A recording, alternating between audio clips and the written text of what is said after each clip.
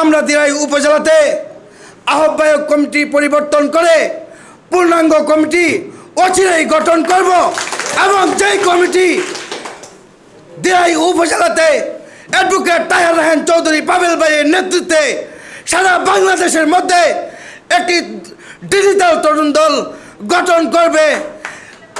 পাশাপাশি আমি আরও বলতে চাই, যারা দিরাই উপজেলাতে বড় বড় লেকচার এবং বড় বড় কথা বলেন যে তরুণ দল কোথা থেকে আসলো, আপনারা মনে রাখবেন আমরা উড়ে এসে জুড়ে বসি নাই।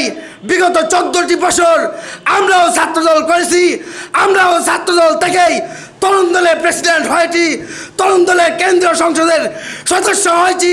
যদি যোগ্যতা থাকে আরও বড় পর্যায়ে যাওয়ার যোগ্যতা রাখি ইনশাআল্লাহ। কারো ভয় এবং কারো হুমকিতে আমাদেরকে দমন করা যাবে না।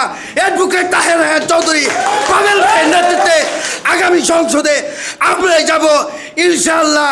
এই আশা প্রত্যাশা ব্যক্ত রেখে আমি আমার সংক্ষিপ্ত বক্তব্য এখানেই শেষ করছি। বাংলাদেশ জাতীয়তাবাদী তরুণ দল জিন্দাবাদ। অ্যাডভোকেট তাহের রায়হান চৌধুরী পাবেল ভাই জিন্দাবাদ। দেশনেত্রী বেগম খালেদা জিয়া জিন্দাবাদ। তারুণ্যের অহংকার তারেক রহমান জিন্দাবাদ জিন্দাবাদ।